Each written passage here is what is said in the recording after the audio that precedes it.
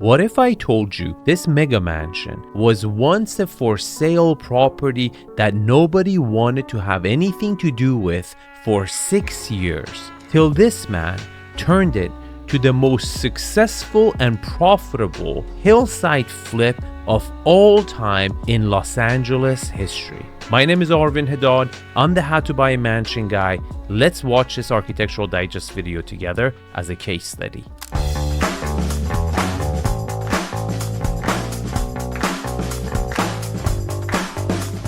Welcome to 822 Sarbonne Road, located in the neighborhood of Bel Air in Los Angeles, California.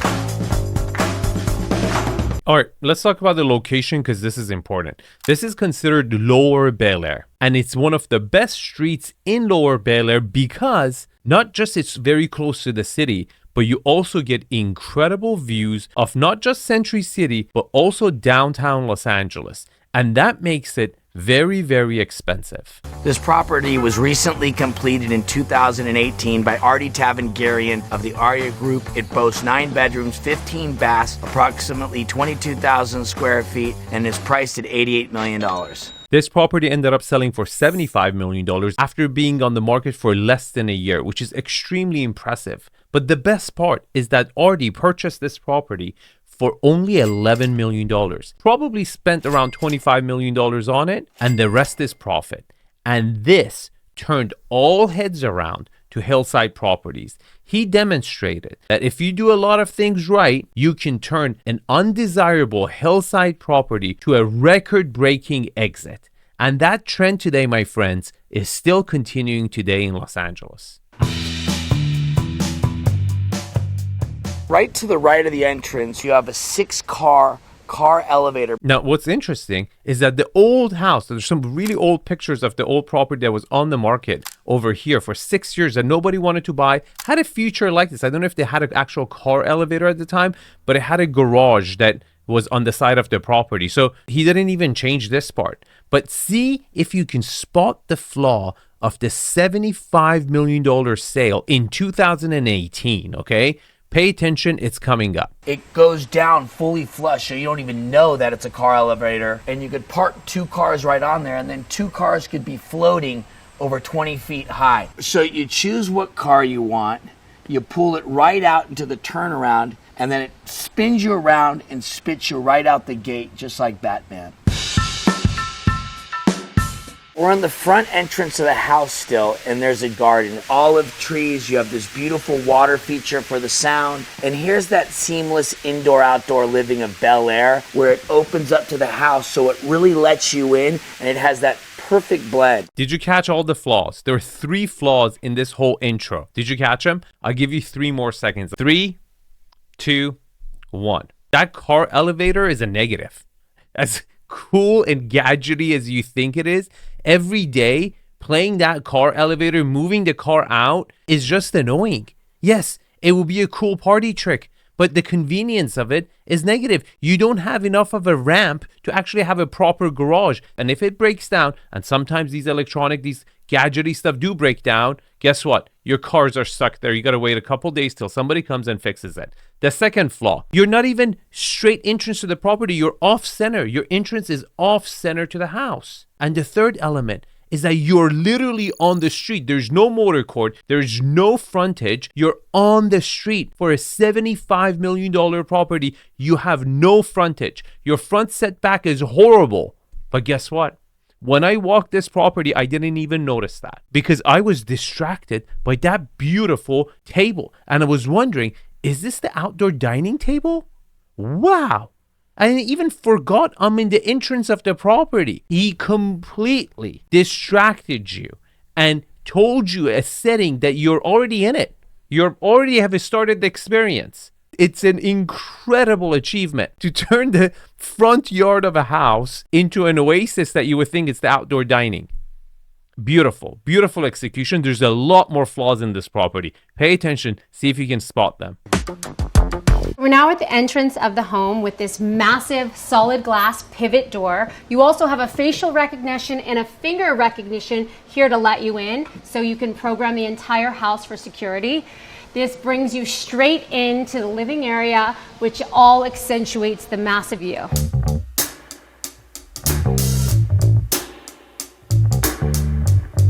You have 6 or 7 different areas where you can lounge and hang out, the bar, living area, formal dining area. And what this developer did was the Albertini automated doors, which nobody does in a residential home like this. So follow me and let's take a look at this fabulous view. It's very hard to find these downtown all the way to the ocean views. Okay, I'm going to rate the view at the end of the video. I'm going to give you guys an Arvin score at the end, but I can tell you the views are amazing. What makes it amazing is how tangible it is, how close to action you are, okay? Your proximity to the focal points of what you're seeing is a big factor. Not just it's much more convenience for being into the city and out of the city, so you don't have to drive it all the way up to the hill, but also your view is more pleasant.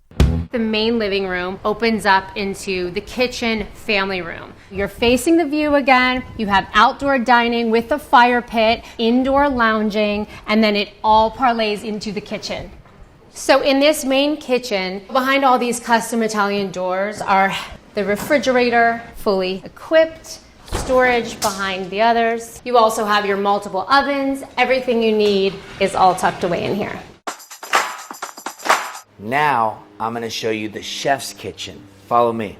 Full chef's kitchen. You got the deep fryer, you got the griddle, you got the grill, you got the 6 burners, and then you got the walk-in freezer. You have to have a walk-in freezer to keep everything fresh. Okay, let's talk about some of the design features of this property for the time it was built and designed. Now pay attention. This property was finished in 2017, but designed in 2014, 2015. So it's extremely impressive to have motorized windows and doors over there. All the facial recognition technology that was implemented. A lot of houses even today don't have that. And also the walk-in freezer and fridge. Again, this was not a thing back then. It was very, very fresh. Now, did you spot the flaws? First of all, the ceiling height is slightly on the lower side for how wide the room is. Okay, the ratio is a bit off, but the view is so distracting because it has a gorgeous view. You don't even notice it as much.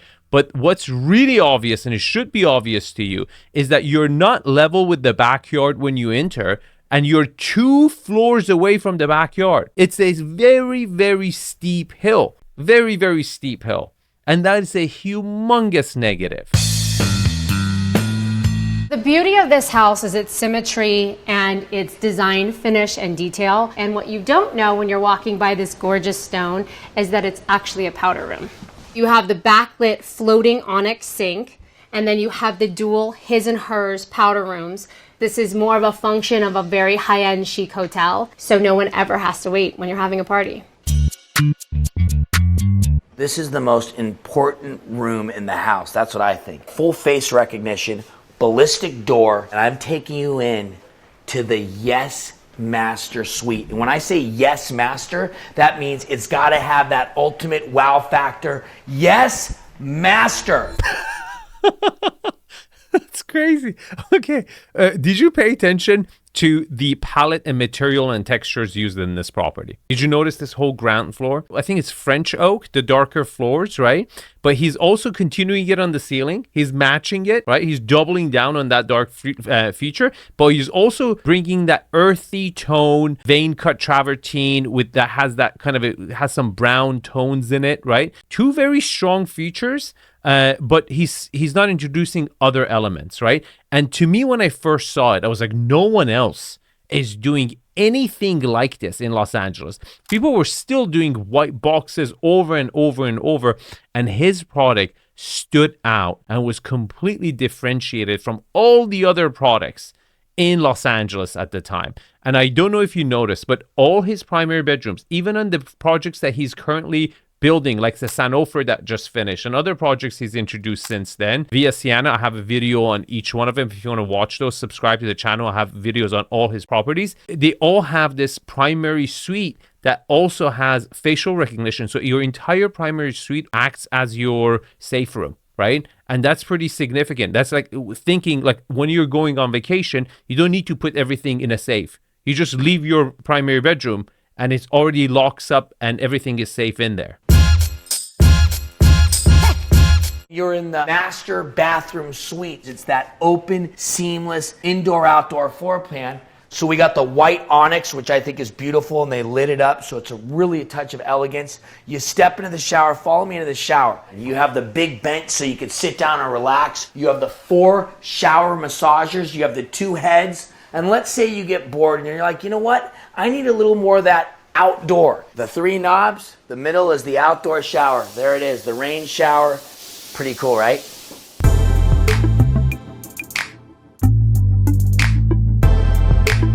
Here we have a his and her master closet, white onyx, walnut, everything's lined and suede. It's all in the details. Look at how cool this is. Leather over the hinges so you don't snag the cashmere. Every master closet suite has to have its own coffee station. You hit a button, you get a latte, you get an espresso to fire you up for the day. This extension closet has an entire glam section. It also has extra wardrobe, so you can do seasonal wardrobes. You also have the natural light and a step down outside fitting area. Did you notice this? This was a 2-story walk-in closet. Not just you have his and hers, but the hers has a lower section that is accessible from the backyard and the side of the property where your glam squad can enter, prep you up for the event you're about to go to without coming to your primary suite. But it also gives you the opportunity to seasonally organize your wardrobe so you don't have to have a storage, right? You can go change it every summer season, winter season, swap them or use it at the same time. So it was brilliant. Again, this was not something that we were used to in 2017, 2018. It was proportionally appropriate for a family who could afford a house like this. They would have this much close to actually fill up, but also they had thought about the glam squad and the privacy of their family. And if you follow me, behind here is your pedicure, manicure station. Also, your shampoo and hairdresser comes right in through this door to glam you and get you ready for anything you want to do.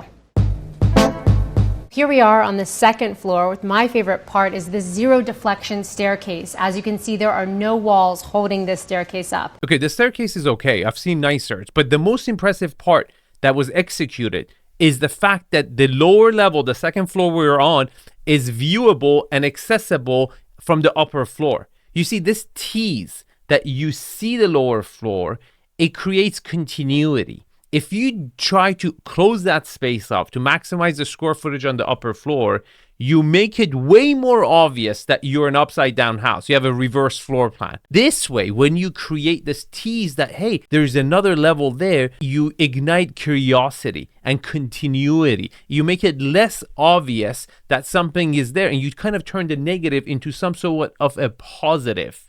Now, did you spot the flaw?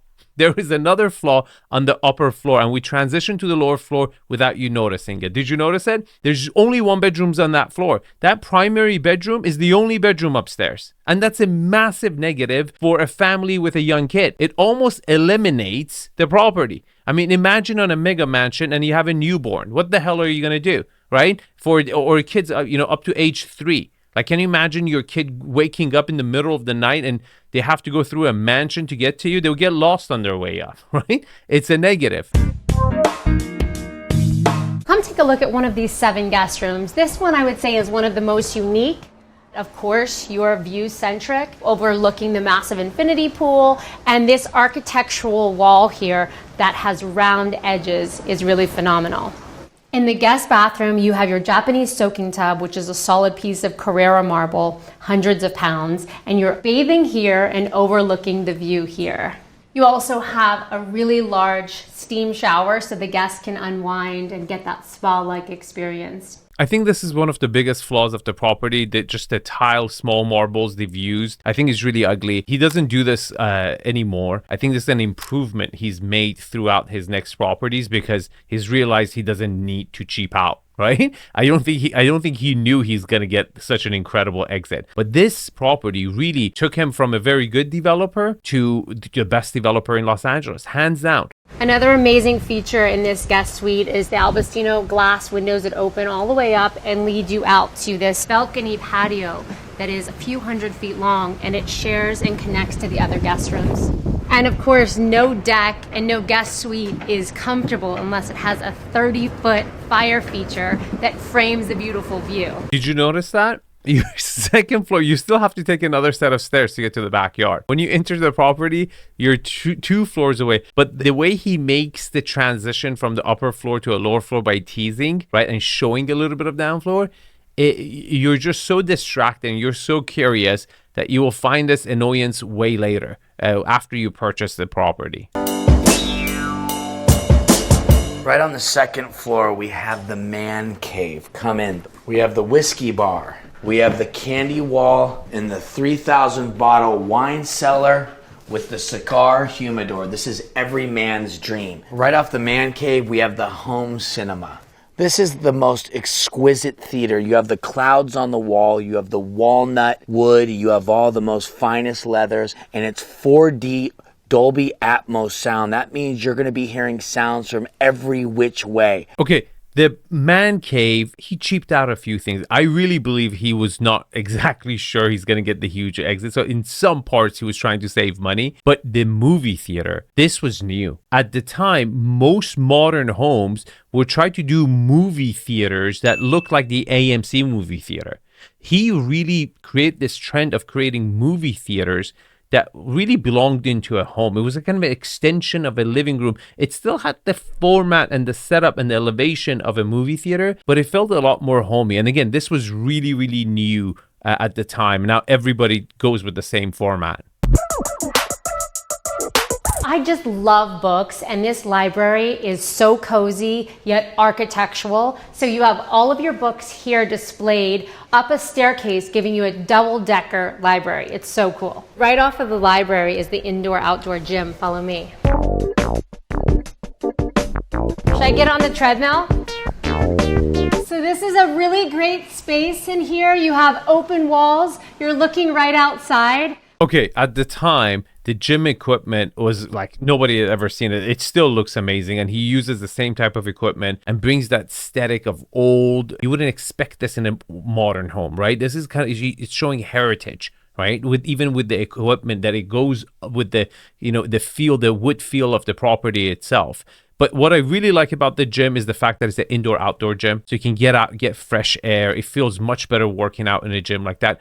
The library was very average. I would say I really like the double height, and I think it had an entrance from the ground level, so you could actually use it from the upper floor when you come in and go straight to your office if you wanted to. But overall, again, pretty good space, right? I think even today it looks somewhat relevant. So after a hard workout, what better way to unwind than the spa? You could jump right into your cold plunge. You could also take a steam shower. You can come over here and warm up by the fireplace, put something great on the television, and even get a foot massage on these fabulous European loungers. And here's the massage room. Swedish, deep tissue, deep rolfing, it all happens here. Okay, the massage room is average, but the spa was very disappointing. Those stacked, tile stones on the walls in the spa, very cheap. You see that on very low-end properties, but he never did that again. I truly believe, and from what I remember, he pushed himself to his utmost limits financially to get this project over the line. This was his all-in move, okay? This was his big baby. He really forced him, pushed him to his limits, and he cut corners on finishes. But he never did that again because he understood the whole project, this whole concept stands on the fact that your fundamentals are not good. You're a hillside property, has a lot of flaws. And all you have to impress the buyer is the experience, is the finishes, it's the mood setting, it's the vibe, it's the palette, it's the textures. And he understood that.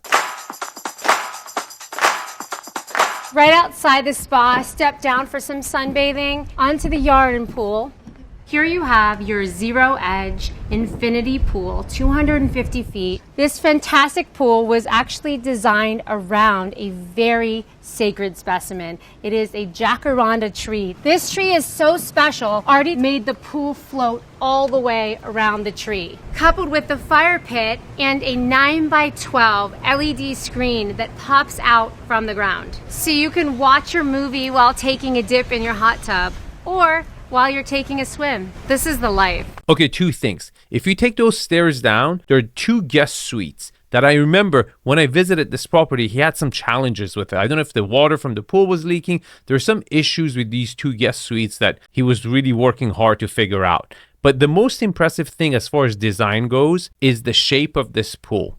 It's a really, really clever element. You see, this property is a kind of a rectangular design, right? In its core lines are very sharp, right? Rectangular squares that form the back facade of this property. And the swimming pool, the shape of it is completely fluid. And the elements that he's showing, the curves, all the metal work that he's doing on the backyard, which he's continued on all his other projects, give this free flow form element and softens the look of the modern home. It's a very difficult thing to do because modern homes are typically masculine in nature, and to keep that masculinity, but also softening the look with elements like the shape of the swimming pool or the middle curve curtain things that he puts around, is a really clever way of balancing that, masculine and feminine energy of the property and giving it a kind of a free form or identity for the sake of it, right?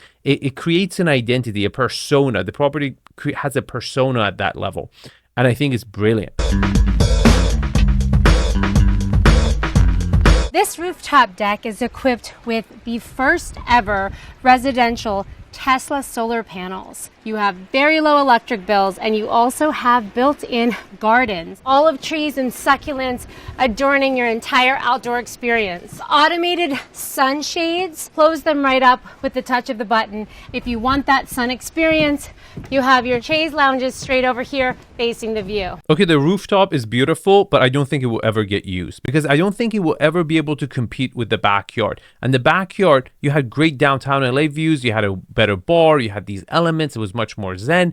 So why did he go all out on this? You see, even if the space is not going to get used as much, what matters is that how it will show up in the photography of the property. You're like, what? Photography? Yes. You see, the first impression when somebody sees that property is that first thumbnail photo. When you see that first picture, it's going to be an outside photo. It's going to be an outside photo looking in to the property, the back facade of the property, okay? And you have to do everything you can to make people to click on it and swipe on it. And you set the mood. It's like the wow factor when you walk into the property, okay? By creating a garden rooftop and kind of making this hillside property look like a cave within a hillside, kind of blend in, right, within the nature by framing it with, greenery all around on the sides, on the roof, on the backyard, you create that energy, right? And when you go through the rest of the photos, it doesn't disappoint. So to me, I think the rooftop did a great job selling their property optically, but I don't think it's going to get used that often.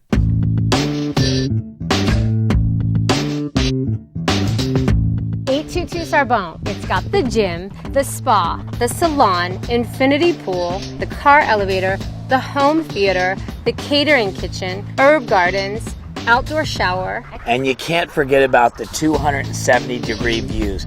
This is your own private oasis in Bel Air, and it's priced at only $88 million.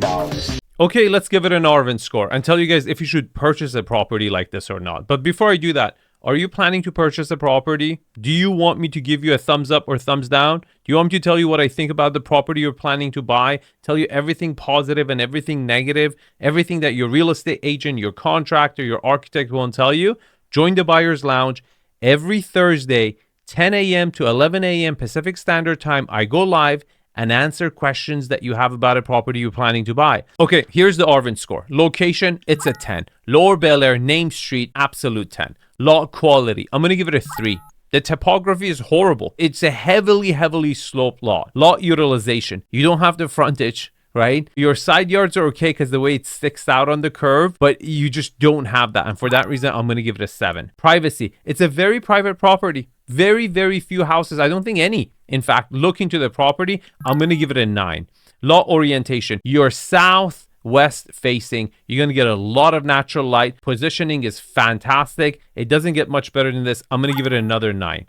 Architectural style, I don't think it's significant. I think he's done a really good job turning a modern white box into a very warm property, but it's not significant. I think San Onofre, which rest in peace, burned in the Palisades fires, and Siena are significantly more interesting. They're free-form. They don't have a beginning. They don't have an end. Very, very interesting. As to this is more of a typical soft and modern look. I'm going to give it an 8. Views, it's a 10. You get downtown LA view, you get Century City view. It's very close to everything you've got, and a tangible view, it's a 10. Layout, we've got a problem. You've got the wow factor when you walk in. You don't have another bedroom on the upper floor next to the primary bedroom. You're a completely hillside property, 2 floors to get to the ground level.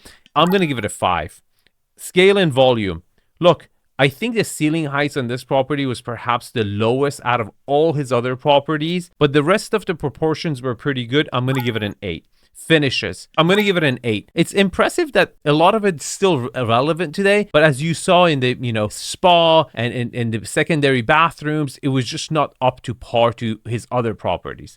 Now, here is the Arvin score for the entire property. Now, if you're thinking, if this property came on the market, would I recommend you purchasing it at retail price? Absolutely not. I would want you to get a crazy discount for you if I was helping you purchase this property, and here's my reasoning. You see, a house, almost every part of the house appreciates with time, except for finishes. This property is heavily reliant for the finishes it has, and once those finishes goes old, it's a humongous cost to update them, and that's a huge negative. The value of this property when it sold, perhaps maybe 70% was in the finishes. 30% was in the view and the land. That's not the equation I would recommend my clients to buy. I want it to be the other way around, right? I want you to be 70% in the views and the land and 30% in the finishes. Now, if you want to see his other properties, click on these videos. Incredible properties. If you thought this is good, both of these properties are better. Thanks for watching. And if you want to join the Buyer's Lounge, link is in the description. See you guys in the comments. Have a good day.